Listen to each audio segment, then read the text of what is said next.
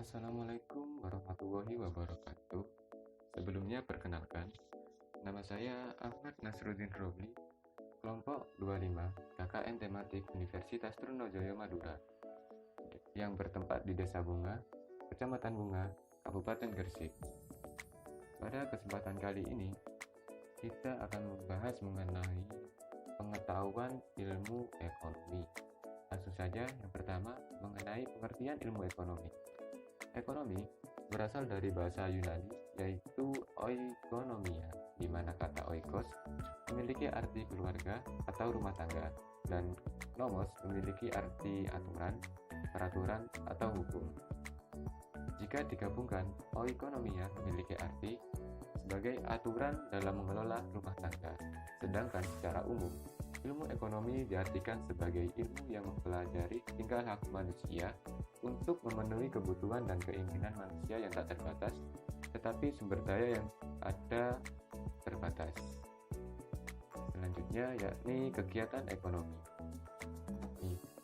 Kegiatan ekonomi merupakan suatu aktivitas atau usaha yang dilakukan oleh manusia untuk memenuhi atau mewujudkan kebutuhannya. Pada umumnya, ada 3 jenis kegiatan ekonomi yang sering kita bicarakan, yaitu produksi, distribusi, dan konsumsi. Produksi sendiri merupakan kegiatan yang bertujuan untuk menghasilkan atau menambah nilai guna dari suatu barang atau jasa.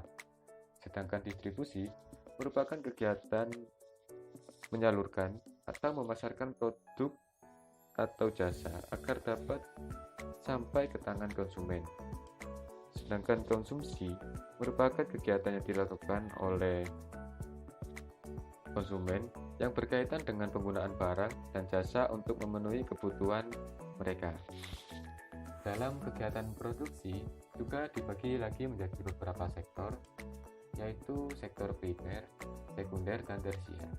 Sektor primer sendiri merupakan kegiatan yang mana sebagian besar dari produksi atau ekstraksi bahan mentah yang diambil dari alam tanpa melewati pengolahan lebih lanjut, seperti dari sektor pertanian, perikanan, pertambangan, serta migas. Selanjutnya, sektor sekunder meliputi industri-industri yang mengelola produk menjadi barang jadi atau setengah jadi. Jadi sektor ini mengambil output dari sektor primer dan mengolahnya kembali menjadi barang yang dapat digunakan oleh industri lain atau langsung bisa dipakai oleh konsumen. Dan yang terakhir, tersier merupakan industri yang menciptakan jasa atau yang lebih dikenal sebagai intangible goods. Di sektor ini, kegiatan ekonominya meliputi jasa konsultasi, diskusi, pengetahuan, dan perhatian serta menyediakan jasa komersial kepada masyarakat umum dan sektor ekonomi lainnya. Selanjutnya yakni kelompok ilmu ekonomi. Menurut Alfred dan Douglas, mereka membagi ilmu ekonomi menjadi 3 kelompok.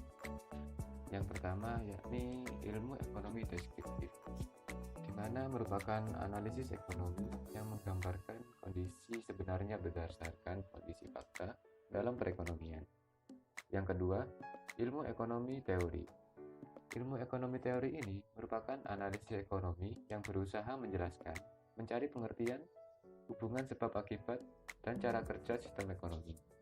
Dalam ilmu ekonomi teori dibagi menjadi 2 cabang besar, yakni ekonomi mikro dan ekonomi makro. Yang ketiga, ilmu ekonomi terapan, merupakan analisis ekonomi teori yang merumuskan kebijakan-kebijakan dan pedoman yang tepat untuk menangani masalah ekonomi tertentu.